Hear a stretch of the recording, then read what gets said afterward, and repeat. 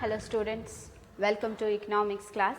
So we are in the third chapter, that is liberalization, privatization and globalization and appraisal.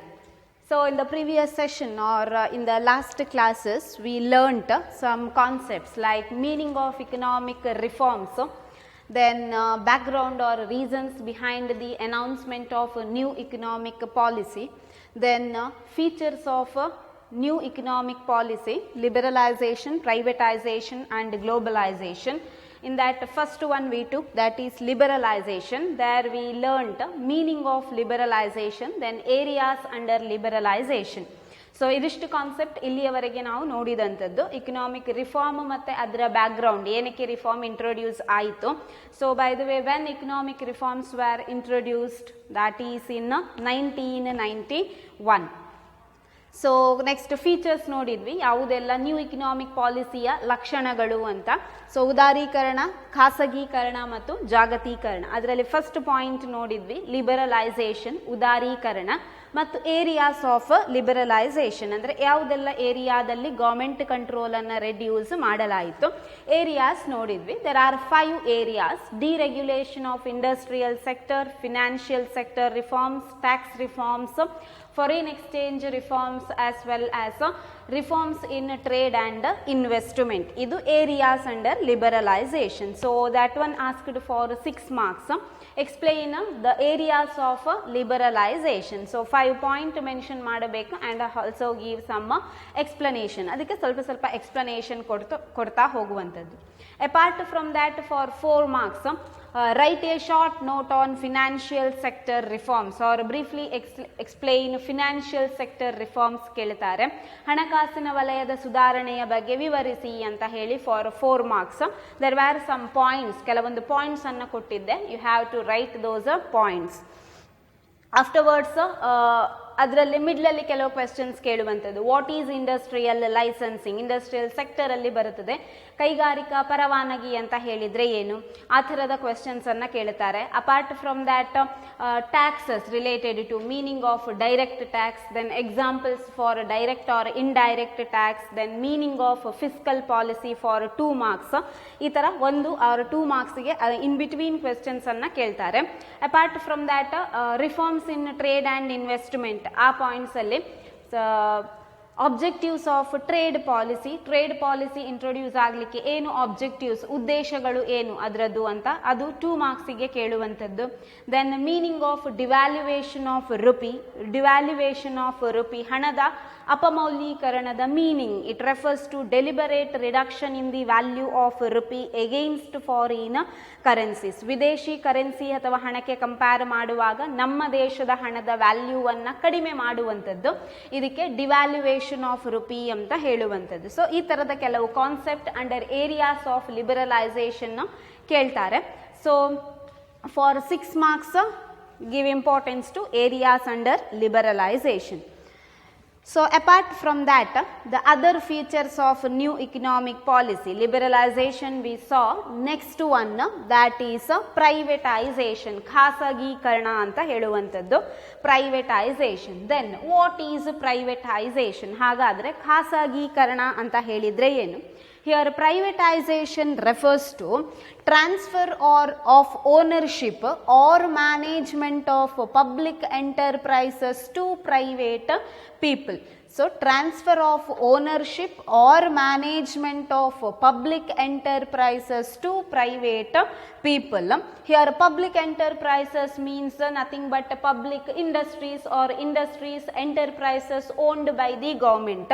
ಸರ್ಕಾರದ control ಅಲ್ಲಿ ಇರುವಂತ enterprises, ಉದ್ದಿಮೆಗಳಿರಬಹುದು ಅಥವಾ ಇಂಡಸ್ಟ್ರಿಗಳಿರಬಹುದು, ಕೈಗಾರಿಕೆಗಳು, ಆ ಸರ್ಕಾರದ ಓನರ್ಶಿಪ್ ಅಲ್ಲಿರುವಂತ ಎಂಟರ್ಪ್ರೈಸಸ್ನ ಮ್ಯಾನೇಜ್ಮೆಂಟ್ ಮತ್ತೆ ಓನರ್ಶಿಪ್ ಅನ್ನ, ಅಂದ್ರೆ ಸರ್ಕಾರದ ಓನರ್ಶಿಪ್ ಅಲ್ಲಿರುವಂತ ಎಂಟರ್ಪ್ರೈಸಸ್ನ ಓನರ್ಶಿಪ್ ಅಥವಾ ಮ್ಯಾನೇಜ್ಮೆಂಟ್ ಅನ್ನ ಪ್ರೈವೇಟ್ ಪೀಪಲ್, ಖಾಸಗಿ ಜನರು ಯಾರಿರ್ತಾರೆ ಅವರಿಗೆ ಟ್ರಾನ್ಸ್ಫರ್ ಮಾಡುವಂತ ಪ್ರಾಸೆಸ್ಗೆ ಪ್ರೈವೇಟೈಸೇಷನ್ ಅಂತ ಹೇಳುವಂಥದ್ದು. Earlier most of the companies where under the control of, companies means enterprises were under the control of a government sector or government.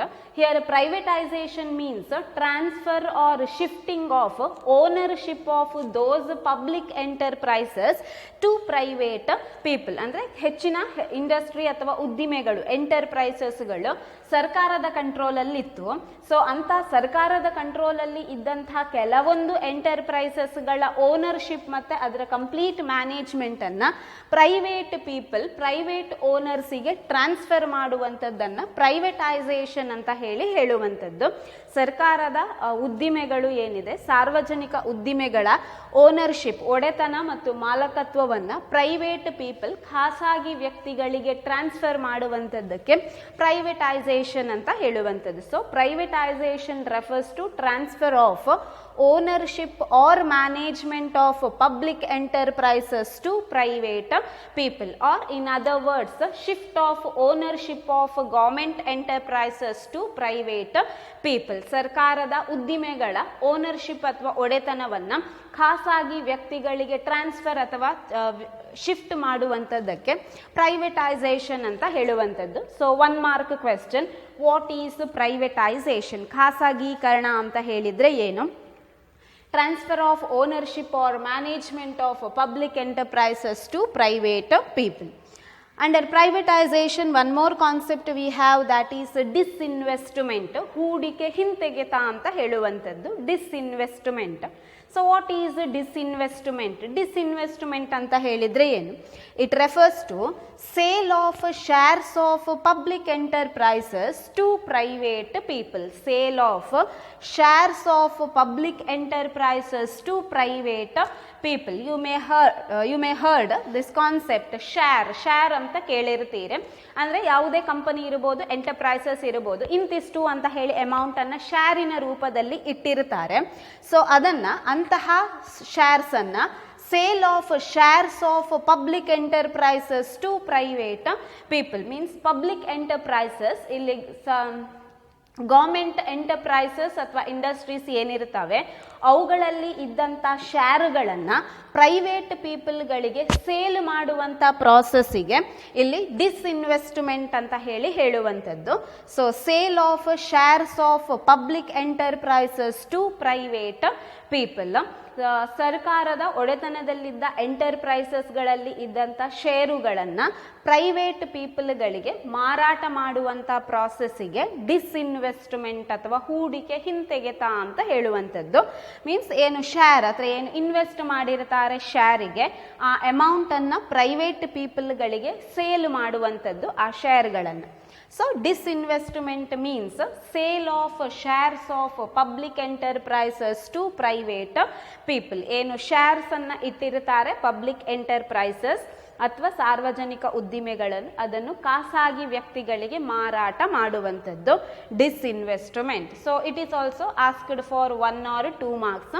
What is disinvestment? 1 ಅಥವಾ 2 ಮಾರ್ಕ್ಸಿಗೆ ಕೇಳ್ತಾರೆ. ಹೇಗೆ ಕೇಳಿದ್ರು ಆನ್ಸರ್ ಇಷ್ಟೇ ಬರೆಯುವಂಥದ್ದು. Sale of shares of public enterprises to private people. Next concept, that is globalisation, ಜಾಗತೀಕರಣ. One more feature of new economic policy, that is globalisation. So what is globalisation? ಜಾಗತೀಕರಣ ಅಂತ ಹೇಳಿದರೆ ಏನು? It refers to opening up of countries economy to the world market. Opening up of country's economy to the world market, which means opening our country's economy for foreign countries, which means for international trade or some financial activities or foreign investment etc. ಇಲ್ಲಿ globalisation ಅಂತ ಹೇಳಿದರೆ world market ಅಂದರೆ ವಿಶ್ವದ ಮಾರುಕಟ್ಟೆಗೆ countries economy, ನಮ್ಮ ದೇಶದ ಅರ್ಥವ್ಯವಸ್ಥೆಯನ್ನು opening up ಅಂದರೆ ತೆರೆದಿಡುವಂಥದ್ದು. ಅಂದರೆ ಇಲ್ಲಿ ಫಾರಿನ್ ಕಂಟ್ರಿಗಳಿಗೆ ನಮ್ಮ ದೇಶದಲ್ಲಿ ಆಕ್ಟಿವಿಟೀಸನ್ನು ಮಾಡಲಿಕ್ಕೆ ಪರ್ಮಿಷನನ್ನು ಕೊಡುವಂಥದ್ದು. ಅಲ್ಲಿ ಇಂಟರ್ನ್ಯಾಷನಲ್ ಟ್ರೇಡ್ ಇರ್ಬೋದು, ಎಕ್ಸ್ಪೋರ್ಟ್ ಇಂಪೋರ್ಟ್ ಮಾಡುವಂಥದ್ದು ಇರ್ಬೋದು, ಅಥವಾ ಫಿನಾನ್ಷಿಯಲ್ ಆಕ್ಟಿವಿಟೀಸ್, ಫಾರಿನ್ ಬ್ಯಾಂಕ್ಗಳು ನಮ್ಮಲ್ಲಿ ಬ್ರಾಂಚನ್ನು ಓಪನ್ ಮಾಡುವಂಥದ್ದು ಇರ್ಬೋದು. ಈ ಥರದ ಆಕ್ಟಿವಿಟೀಸನ್ನು ಬೇರೆ ದೇಶಗಳು ನಮ್ಮ ದೇಶದಲ್ಲಿ ಅಥವಾ ನಮ್ಮ ಇಕಾನಮಿಯಲ್ಲಿ ಮಾಡಲಿಕ್ಕೆ ಪರ್ಮಿಷನನ್ನು ಕೊಡುವಂಥದ್ದು. So globalisation means opening up of countries economy to the world market, which means it is nothing but giving permission or permission given for foreign countries to make some economic activities like financial activities or international trade, foreign investment, etc. ಇಲ್ಲಿ ಹೊರಗಿನ ದೇಶಗಳು ನಮ್ಮ ದೇಶದಲ್ಲಿ ಕೆಲವೊಂದು ಚಟುವಟಿಕೆಗಳನ್ನು ಮಾಡಲಿಕ್ಕೆ permission ಅನ್ನು ಕೊಡುವಂಥದ್ದು. That is opening up of countries economy to the world market. ಅಂದರೆ ವಿಶ್ವದ ಮಾರುಕಟ್ಟೆಗೆ ಭಾರತದ ಅರ್ಥವ್ಯವಸ್ಥೆಯನ್ನು ತೆರೆದಿಡುವಂಥ ಪ್ರಕ್ರಿಯೆಗೆ ಗ್ಲೋಬಲೈಸೇಷನ್ ಆರ್ ಜಾಗತೀಕರಣ ಅಂತ ಹೇಳುವಂಥದ್ದು. So globalisation refers to opening up of countries economy to the world market. So it is globalization. It also asked for 1 mark, that is what is globalization. ಜಾಗತೀಕರಣ ಅಂತ ಹೇಳಿದ್ರೆ ಏನು ಮೀನಿಂಗ್ ಕೇಳ್ತಾರೆ.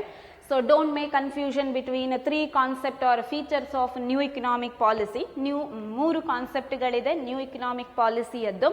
Liberalisation, privatisation and globalisation. ಈ 3 ಮೀನಿಂಗ್ಸನ್ನು ಒಂದೊಂದು ಮಾರ್ಕಿಗೆ ಕೇಳ್ತಾರೆ. So don't make confusion ಮಾಡ್ಕೊಳ್ಳದೆ ಕರೆಕ್ಟಾಗಿ ಕಾನ್ಸೆಪ್ಟ್ಗಳನ್ನು ನೋಡ್ಕೊಳ್ಳಿ. Liberalisation means remember government control, removal of government control and restriction on economic activities. ಇಲ್ಲಿ ಆರ್ಥಿಕ ಚಟುವಟಿಕೆಗಳ ಮೇಲೆ ಸರ್ಕಾರದ ಕಂಟ್ರೋಲ್ ಅನ್ನು ತೆಗೆದು ಹಾಕುವಂಥದ್ದು. ಸೊ ಲಿಬರಲೈಸೇಷನ್, ಲಿಬರಲ್ ಮಾಡುವಂಥದ್ದು, removal of government control. Then privatisation, meaning is itself in the name, ಆ ಹೆಸರಲ್ಲೇ ಮೀನಿಂಗ್ ಇರುವಂಥದ್ದು. Privatisation means transfer of ownership. ಯಾರ ownership? Public enterprises to private people. ಇಲ್ಲಿ ಗೌರ್ಮೆಂಟ್ ಎಂಟರ್ಪ್ರೈಸಸ್ನ ಓನರ್ಶಿಪ್ ಅನ್ನು ಪ್ರೈವೇಟ್ ಪೀಪಲ್ಗೆ transfer ಮಾಡುದು, that is privatisation. So transfer of ownership of public enterprises to private people. Then globalisation, full open up ಮಾಡುವಂಥದ್ದು. So opening up of countries economy to the world market. ಅಂದರೆ world market outside the country, ಇಲ್ಲಿ ಏನಿದೆ foreign countries ನಮ್ಮಲ್ಲಿ activities ಅನ್ನ ಮಾಡಲಿಕ್ಕೆ permission ಕೊಟ್ಟಿರುವಂಥದ್ದು globalisation. So remember the meanings of 3 concepts: liberalisation, privatisation as well as globalisation.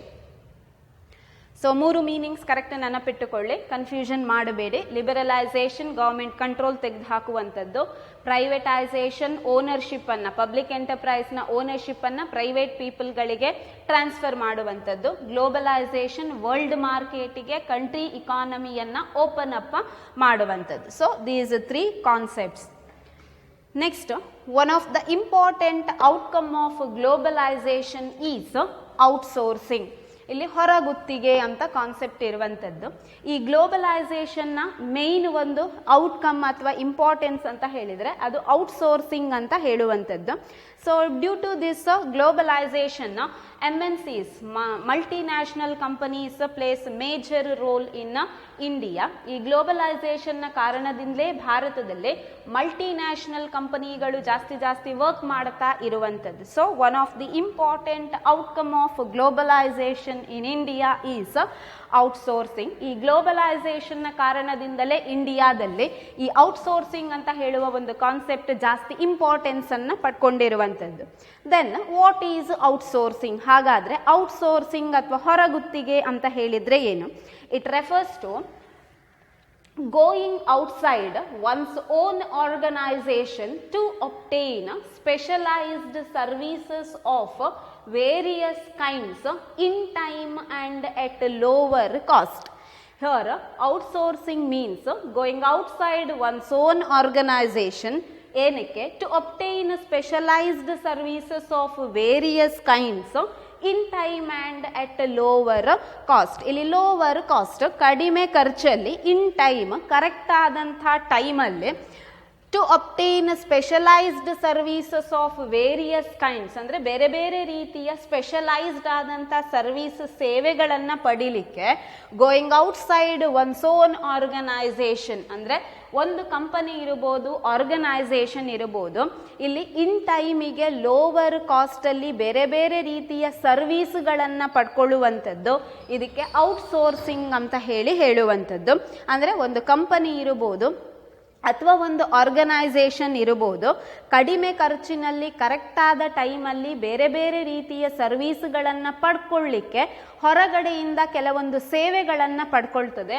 ಇದನ್ನು outsourcing ಅಂತ ಹೇಳುವಂಥದ್ದು. ಅಂದರೆ ಒಂದು ಕಂಪನಿ ಬೇರೆ ದೇಶಗಳಿಂದ ಲೋವರ್ ಕಾಸ್ಟಿಗೆ ಸರಿಯಾದ ಒಳ್ಳೆಯ ಬೇರೆ ಬೇರೆ ರೀತಿಯ ಸೇವೆಗಳನ್ನು ಪಡ್ಕೊಳ್ಳುವಂಥದ್ದಕ್ಕೆ ಔಟ್ಸೋರ್ಸಿಂಗ್ ಅಂತ ಹೇಳುವಂಥದ್ದು. Or in other words, outsourcing means company hires regular services from outside the country for particular payment. ಅಂದರೆ ಇದನ್ನು ಹೊರತುಪಡಿಸಿ ಔಟ್ಸೋರ್ಸಿಂಗ್ ಅಂತ ಹೇಳಿದರೆ a company hires some regular services from outside the countries for regular wages. ಅಂದರೆ ಇಂತಿಷ್ಟು ಅಂತ ಹೇಳಿ particular ವೇಜಿನ base ಮೇಲೆ ಒಂದು ಕಂಪನಿ ಹೊರಗಡೆಯಿಂದ ಅಥವಾ ಬೇರೆ ದೇಶದಿಂದ ಕೆಲವೊಂದು ಸರ್ವೀಸ್ಗಳನ್ನು ಪಡ್ಕೊಳ್ತದೆ. ಇದಕ್ಕೆ ಔಟ್ಸೋರ್ಸಿಂಗ್ ಅಂತ ಹೇಳುವಂಥದ್ದು. ಅಂದರೆ ಬಾಡಿಗೆಯ ರೂಪದಲ್ಲಿ ಕೆಲವೊಂದು ಸರ್ವೀಸ್ ಅಥವಾ ಸೇವೆಗಳನ್ನು ಒಂದು ಕಂಪನಿ ಅಥವಾ ದೇಶ ಇನ್ನೊಂದು ದೇಶದಿಂದ ಏನು ಪಡ್ಕೊಳ್ತದ, ಇದಕ್ಕೆ ಔಟ್ಸೋರ್ಸಿಂಗ್ ಅಂತ ಹೇಳುವಂಥದ್ದು. ಸೊ ಅದನ್ನೇ ಇಲ್ಲಿ ಎಕ್ಸ್ಪ್ಲೇನ್ ಮಾಡಿರುವಂಥದ್ದು. It refers to going outside one's own organisation to obtain specialized services of various kinds in time and lower cost. ಕಡಿಮೆ ಖರ್ಚಿನಲ್ಲಿ ನಿರ್ದಿಷ್ಟ ಸಮಯದಲ್ಲಿ ಇಲ್ಲಿ ಒಂದು ಓನ್ ಆರ್ಗನೈಸೇಷನ್ ಅಂದರೆ ಒಂದು ಸಂಸ್ಥೆ ಅಥವಾ ಒಂದು ಆರ್ಗನೈಸೇಷನ್ ಬೇರೆ ಬೇರೆ ರೀತಿಯ ಸೇವೆಗಳನ್ನು ಹೊರಗಡೆಯಿಂದ ಪಡೆಯುವಂಥದ್ದಕ್ಕೆ ಇಲ್ಲಿ ಔಟ್ಸೋರ್ಸಿಂಗ್ ಅಂತ ಹೇಳುವಂಥದ್ದು. Or a company hires regular services from outside the country for particular amount. ಅಂದರೆ ಇಂತಿಷ್ಟು ಅಂತ ಹೇಳಿ ಅಥವಾ ಬಾಡಿಗೆಯ ರೂಪದಲ್ಲಿ ಒಂದು ದೇಶ ಹೊರ ದೇಶದಿಂದ ಅಥವಾ ಬೇರೆ ಕಂಪನಿಗಳಿಂದ ಕೆಲವೊಂದು ಸೇವೆಗಳನ್ನು ಏನು ಪಡ್ಕೊಳ್ತದೆ, ಅದಕ್ಕೆ ಔಟ್ಸೋರ್ಸಿಂಗ್ ಅಥವಾ ಹೊರಗುತ್ತಿಗೆ ಅಂತ ಹೇಳುವಂಥದ್ದು. So here earlier this concept outsourcing was there, but earlier outsourcing was within the country or internally, but after the globalization here outsourcing became popular, or here a company outsource some services from outside the country. ಇಲ್ಲಿ ಮುಂಚೆ ಕೂಡ outsourcing ಅಂತ ಹೇಳುವ concept ಏನೋ ಇದ್ದಂಥದ್ದು, but ಮುಂಚೆ outsource ಸರ್ವೀಸ್ಗಳನ್ನು ಪಡಿತಾ ಇದ್ವು within the country or internal. ಅಂದರೆ ದೇಶದ ಒಳಗಡೆ ಇರುವಂಥ ಒಂದು ಕಂಪನಿ ಇನ್ನೊಂದು ಕಂಪನಿಯಿಂದ ಇರ್ಬೋದು, ಈ ಥರ ದೇಶದ ಒಳಗಡೆ ಈ ಔಟ್ಸೋರ್ಸ್ ಅನ್ನು ಪಡಿತಾ ಇದ್ರು. ಪರ್ಟಿಕ್ಯುಲರ್ ಏನು ಬಾಡಿಗೆಯ ರೂಪದಲ್ಲಿ ಕೆಲವೊಂದು ಸೇವೆಗಳನ್ನು ಪಡೆಯುವಂಥದ್ದು within the country. But with the introduction of globalisation ಇದು ಹೊರದೇಶದಿಂದ ಸೇವೆಗಳನ್ನು ಪಡೆಯುವಷ್ಟರ ಮಟ್ಟಿಗೆ ಪಾಪ್ಯುಲಾರಿಟಿಯನ್ನು ಪಡೆದಂಥದ್ದು. Here outsourcing became developed with the growth of IT technology or IT technology or information technology. ಇಲ್ಲಿ ಔಟ್ಸೋರ್ಸಿಂಗ್ ಅಂತ ಹೇಳುವ ಕಾನ್ಸೆಪ್ಟ್ ಡೆವಲಪ್ಮೆಂಟ್ ಅನ್ನು ಪಡೆದಂಥದ್ದು with the growth of information technology. ಇಲ್ಲಿ IT ಫೀಲ್ಡ್ ಅಥವಾ IT ಸೆಕ್ಟರ್ ಯಾವಾಗ ಜಾಸ್ತಿ ಡೆವಲಪ್ ಆಗ್ತಾ ಹೋಗ್ತಾ ಆ ಟೈಮಿಂದ ಔಟ್ಸೋರ್ಸಿಂಗ್ ಅಂತ ಹೇಳುವ ಕಾನ್ಸೆಪ್ಟ್ ಕೂಡ ಡೆವಲಪ್ ಆಗ್ತಾ ಹೋದಂಥದ್ದು. So with the growth of information technology outsourcing became more popular. ಇಲ್ಲಿ ಇನ್ಫಾರ್ಮೇಷನ್ ಟೆಕ್ನಾಲಜಿ ಬೆಳೀತಾ ಹೋದ ಹಾಗೆ ಈ ಔಟ್ಸೋರ್ಸಿಂಗ್ ಅಂದರೆ ಬೇರೆ ದೇಶಗಳಿಂದ ಕೆಲವೊಂದು ಸರ್ವೀಸ್ಗಳನ್ನು ನಾವು ಪಡೆಯುವಂಥದ್ದು ಇದು ಕೂಡ ಹೆಚ್ಚಾಗ್ತಾ ಹೋದಂಥದ್ದು. Then services of outsourcing in ಇಂಡಿಯಾದಲ್ಲಿ ಯಾವುದೆಲ್ಲ ಸರ್ವೀಸ್ಗಳು ಔಟ್ಸೋರ್ಸ್ ಆಗ್ತಾ ಇರುವಂಥದ್ದು. There are some examples. Call centres, voice based recording system ಇದು ಕೇಳಿರ್ತೀರಿ. ಸೊ ಇದು ಔಟ್ಸೋರ್ಸ್ ಆಗುವಂಥದ್ದು. Next banking service, banking activities, then music recording, film editing, maintenance of accounts, railway enquiry or teaching etcetera. These are some of the examples of services outsource to India. ಇಲ್ಲಿ ಇಂಡಿಯಾಕ್ಕೆ service outsource ಆಗುವಂಥದ್ದು ಅಥವಾ ಇಂಡಿಯಾದಿಂದ ಬೇರೆ ಕಡೆಗಳಿಗೆ services outsource ಆಗುವಂಥದ್ದು, ಇದು ಕೆಲವು service examples. So it is asked for 2 marks. Which are the services of outsource in India. ಭಾರತದಲ್ಲಿ ಯಾವುದೆಲ್ಲ ಸೇವೆಗಳು ಔಟ್ಸೋರ್ಸ್ ಆಗ್ತಾ ಇರುವಂಥದ್ದು ಅಂತ ಹೇಳಿ. ಸೊ ಮೆನ್ಷನ್ ಎನಿ 4, ಯಾವುದಾದ್ರೂ 4 ಪಾಯಿಂಟ್ಸ್ಗಳನ್ನು ಮೆನ್ಷನ್ ಮಾಡಿ. Call centres, banking service, music recording, film editing, maintenance of accounts, railway enquiry, then teaching etcetera. ಇನ್ನು ಕೆಲವು ಸರ್ವಿಸಸ್ಗಳು ಇರುವಂಥದ್ದು. ಸೊ ಇದೆಲ್ಲ ಒಂದು ಪರ್ಟಿಕ್ಯುಲರ್ ಅಮೌಂಟಿಗೋಸ್ಕರ ಬೇರೆ ಕಂಟ್ರಿಗಳಿಂದ ಅಥವಾ ನಮ್ಮಲ್ಲಿಂದ ಬೇರೆ ಕಂಟ್ರಿಗಳಿಗೆ ಔಟ್ಸೋರ್ಸ್ ಆಗ್ತಾ ಇರುವಂಥ ಸರ್ವೀಸ್ಗಳು. ಸೊ ಈ ಎಕ್ಸಾಂಪಲ್ಸನ್ನು ನೆನಪಿಟ್ಟುಕೊಳ್ಳಿ. So nowadays are many companies outsourcing their services from India because several reasons. ಇತ್ತೀಚಿನ ದಿನಗಳಲ್ಲಿ ಇಲ್ಲಿ ಔಟ್ಸೋರ್ಸ್ ಅಥವಾ ಸೇವೆಗಳನ್ನು ಪಡಿಲಿಕ್ಕೆ ನಮ್ಮ ದೇಶದಿಂದ ಕೆಲವೊಂದು ಕಂಪನಿಗಳು ಜಾಸ್ತಿ ಇಂಟ್ರೆಸ್ಟ್ ಅನ್ನು ತೋರಿಸ್ತಾ ಇರುವಂಥದ್ದು.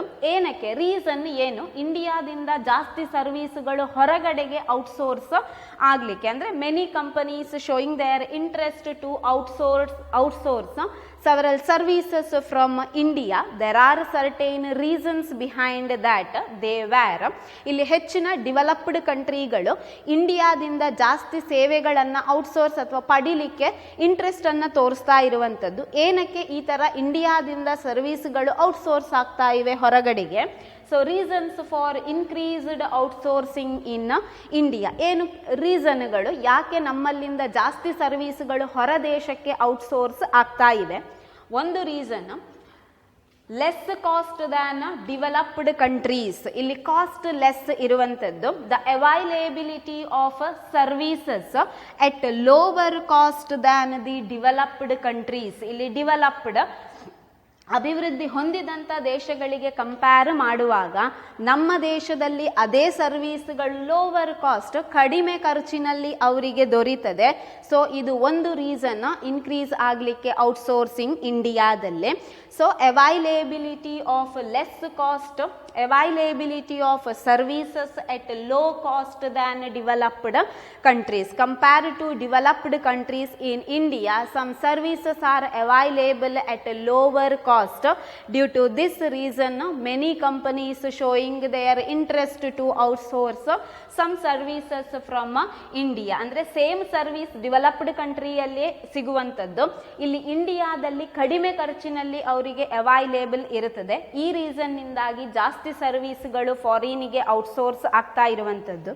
One more, better skills and accuracy. So Indians have better skills in the working and also developed countries receive accurate information through services. ಇಲ್ಲಿ ಬೆಟರ್ ಸ್ಕಿಲ್ಸ್, ಇಂಡಿಯಾದಲ್ಲಿರುವಂಥ ಲೇಬರರ್ಸ್ ಇರಬಹುದು, ಅವರು ಒಳ್ಳೆಯ ಸ್ಕಿಲ್ಸನ್ನು ಹೊಂದಿರುತ್ತಾರೆ. ದೆನ್ ಅಕ್ಯುರಸಿ ಅಂದರೆ ಸ್ಪಷ್ಟವಾದಂಥ ಸರ್ವಿಸ್ಗಳು, ಕರೆಕ್ಟ್ ಆದಂಥ ಇನ್ಫಾರ್ಮೇಷನ್ಗಳು ಥ್ರೂ ಔಟ್ಸೋರ್ಸಿಂಗ್ ಬೇರೆ ದೇಶಗಳಿಗೆ ಸಿಗುವಂಥದ್ದು. It is one more reason for increased outsourcing in India. Better skills of laborers and accurate information. Here foreign companies receive information accurately and they receive services from skilled laborers. ಒಳ್ಳೆಯ skill, ನೈಪುಣ್ಯತೆಯನ್ನು ಹೊಂದಿರುವಂಥ labourers ಇಂಡಿಯಾದಲ್ಲಿ ಇರ್ತಾರೆ. ಅವರಿಂದ ಸೇವೆಗಳು foreign ಕಂಟ್ರಿಗೆ ಹೋಗ್ತದೆ. ಜೊತೆಗೆ accurate information, correct ಅಥವಾ ಸ್ಪಷ್ಟವಾದಂಥ information ಸರ್ವೀಸಿನ ಮುಖಾಂತರ ಸಿಗ್ತದೆ. ಈ ರೀಸನಿಗೋಸ್ಕರ ಔಟ್ಸೋರ್ಸಿಂಗ್ ಇನ್ಕ್ರೀಸ್ ಆಗಿರುವಂಥದ್ದು. So better skills and accuracy. One more, availability of skilled manpower at lower wages. So compared to developed or foreign countries, here laborers are available at cheaper rate, but they are skilled laborers. So the availability of skilled manpower or laborers at lower wages, one more reason for increased outsourcing, for increasing outsourcing from India. ಇನ್ನೊಂದು reason skilled labourers, ಅಂದರೆ ಇಂಡಿಯಾದಲ್ಲಿರುವಂಥ labourers skilled ಆಗಿರುತ್ತಾರೆ, ನೈಪುಣ್ಯತೆಯನ್ನು ಹೊಂದಿರುವವರಾಗಿರುತ್ತಾರೆ. ಅಂತ skilled labourers ಕಡಿಮೆ ವೇಜಲ್ಲಿ, ಅಂದರೆ foreign ಕಂಟ್ರಿಗಳಿಗೆ compare ಮಾಡುವಾಗ ಇಲ್ಲಿನ ಅವರ wage ಕಮ್ಮಿ ಇರುತ್ತದೆ, ಸ್ಯಾಲ್ರೀಸ್ ಕಮ್ಮಿ ಇರುತ್ತದೆ. ಹಾಗಾಗಿ ಸ್ಕಿಲ್ಡ್ ಲೇಬರರ್ಸ್ ಕಡಿಮೆ ಸಂಬಳದಲ್ಲಿ ದುಡಿಯುವ ಕಾರಣದಿಂದ ಒಳ್ಳೆಯ ಸರ್ವಿಸ್ಗಳು ಕಡಿಮೆ ಕಾಸ್ಟಲ್ಲಿ ಡೆವಲಪ್ಡ್ ಕಂಟ್ರೀಸ್ಗಳಿಗೆ ಸಿಗುವ ಹಾಗೆ ಆಗ್ತದೆ. ಸೊ ಇದು ಇನ್ನೊಂದು ರೀಸನ್ ಔಟ್ಸೋರ್ಸಿಂಗ್ ಜಾಸ್ತಿ ಆಗಲಿಕ್ಕೆ. So availability of skilled manpower at lower wages, one more reason for increasing outsourcing. ಅಂದರೆ ಕಡಿಮೆ ಸ್ಯಾಲ್ರಿಯಲ್ಲಿ ನೈಪುಣ್ಯತೆಯನ್ನು ಹೊಂದಿರುವಂಥ ಲೇಬರರ್ಸ್ ಇಂಡಿಯಾದಲ್ಲಿ ಅವೈಲೇಬಲ್ ಇರುವ ಕಾರಣದಿಂದ ಔಟ್ಸೋರ್ಸ್ ಆಗ್ತದೆ ಹೆಚ್ಚಿನ ಸರ್ವಿಸ್ಗಳು. So these are some of the reasons for increasing outsourcing in India. One is availability of services at lower cost than developed countries. ಅಭಿವೃದ್ಧಿ ಹೊಂದಿದ ದೇಶಗಳಿಗೆ ಕಂಪೇರ್ ಮಾಡುವಾಗ ಕಡಿಮೆ ಖರ್ಚಿನಲ್ಲಿ ಸರ್ವಿಸ್ಗಳು ಅವರಿಗೆ ಸಿಗ್ತದೆ. Then better skills and accuracy, ಒಳ್ಳೆಯ ಸ್ಕಿಲ್ಲನ್ನು ಜನರು ಹೊಂದಿರ್ತಾರೆ ಮತ್ತು ಕರೆಕ್ಟ್ ಆದ ಅಕ್ಯೂರೇಟ್ ಆದ ಇನ್ಫಾರ್ಮೇಷನ್ನ ಸಿಗ್ತದೆ ಸರ್ವಿಸ್ನ ಮುಖಾಂತರ. Availability of skilled manpower at lower wages, ಕಡಿಮೆ ಸ್ಯಾಲ್ರಿಯಲ್ಲಿ ಸ್ಕಿಲ್ಡ್ ಮ್ಯಾನ್ ಪವರ್ ಇಂಡಿಯಾದಲ್ಲಿ ಸಿಗುವ ಕಾರಣದಿಂದ many services are outsourced from India, ಹೆಚ್ಚಿನ ಸರ್ವಿಸ್ಗಳು ಬೇರೆ ದೇಶಕ್ಕೆ ಔಟ್ಸೋರ್ಸ್ ಆಗುವಂಥದ್ದು. ಇದು ಕೆಲವು reasons. Apart from that advantages of outsourcing, ಈ ಔಟ್ಸೋರ್ಸಿಂಗ್ ಇಂದ ಇಂಡಿಯಾಕ್ಕೆ ಯಾವ ಥರದ ಅಡ್ವಾಂಟೇಜಸ್ಗಳು ಇರುವಂಥದ್ದು?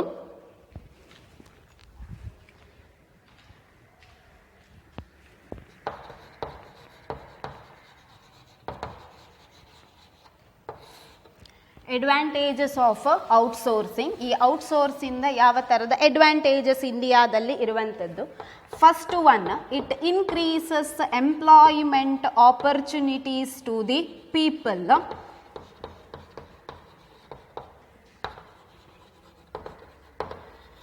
It increases employment opportunities to the people, ಜನರಿಗೆ ಉದ್ಯೋಗಾವಕಾಶಗಳನ್ನು ಹೆಚ್ಚು ಮಾಡುತ್ತದೆ ಈ outsourcing. So many developed countries outsource their services from India. One reason is skilled laborers are available at a lower cost. So ಈ ಕಾರಣದಿಂದ ಜನರಿಗೆ ಎಂಪ್ಲಾಯ್ಮೆಂಟ್ ಆಪರ್ಚುನಿಟಿ ಹೆಚ್ಚು ಆಗ್ತದೆ. ಇಲ್ಲಿ ಬೇರೆ ಹೊರಗಿನ ಕಂಪನಿಗಳು ನಮ್ಮ ದೇಶದ ಲೇಬರರ್ಸ್ ಸ್ಕಿಲ್ಲನ್ನು ಹೊಂದಿದ್ದಾರೆ, ಕಡಿಮೆ ವೇಜಲ್ಲಿ ಅವೈಲೇಬಲ್ ಇರ್ತಾರೆ ಅಂತ ಹೇಳುವ ಕಾರಣದಿಂದ ಹೆಚ್ಚು ಹೆಚ್ಚು ಸರ್ವಿಸ್ಗಳನ್ನು ಪಡ್ಕೊಳ್ಳಿಕ್ಕೆ ಪ್ರಿಫರ್ ಮಾಡ್ತಾರೆ. ಬಟ್ ಆ ಸರ್ವಿಸನ್ನು ಪ್ರೊವೈಡ್ ಮಾಡಬೇಕಾದ್ರೆ ನಮಗೆ ಲೇಬರರ್ಸ್ ಅಥವಾ ವರ್ಕರ್ಸ್ ಬೇಕಾಗ್ತದೆ. So it increase or provides employment opportunities to the people, ಇದು ಜನರಿಗೆ ಎಂಪ್ಲಾಯ್ಮೆಂಟ್ ಆಪರ್ಚುನಿಟೀಸ್ ಅನ್ನು ಒದಗಿಸಿಕೊಡುತ್ತದೆ. Another advantage, it increases national income. National income, ರಾಷ್ಟ್ರೀಯ ಆದಾಯ, ಇನ್ಕಮ್ ಆಫ್ ಎ ನೇಷನ್, ಒಂದು ದೇಶದ ಇನ್ಕಮ್ ಕೂಡ ಹೆಚ್ಚಾಗ್ತದೆ. When employment opportunities increases, per capita income of people increases, ಜನರಿಗೆ ಜಾಸ್ತಿ ಉದ್ಯೋಗ ಸಿಗುವಾಗ ಜನರ ಇನ್ಕಮ್ ಜಾಸ್ತಿ ಆಗ್ತದೆ. When per capita income increases automatically national income increases, ಯಾವಾಗ ಪ್ರತಿಯೊಬ್ಬ ವ್ಯಕ್ತಿಯ ಆದಾಯ ಜಾಸ್ತಿ ಆಗ್ತಾ ಹೋಗ್ತದ, ಸೊ ನ್ಯಾಷನಲ್ ಇನ್ಕಮ್ ದೇಶದ ಆದಾಯ ಹೆಚ್ಚಾಗ್ತಾ ಹೋಗ್ತದೆ. Next, it improves the standard of living of people.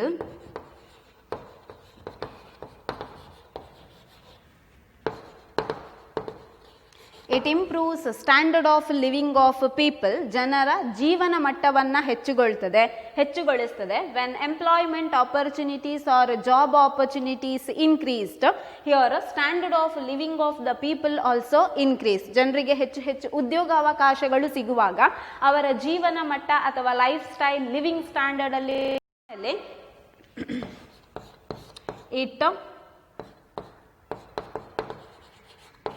improves or increases economic growth. Finally economic growth, ಒಂದು ದೇಶ ಆರ್ಥಿಕವಾಗಿ ಬೆಳಿಲಿಕ್ಕೆ ಕೂಡ ಇಲ್ಲಿ ಔಟ್ಸೋರ್ಸಿಂಗ್ ಹೆಲ್ಪ್ ಆಗುವಂಥದ್ದು.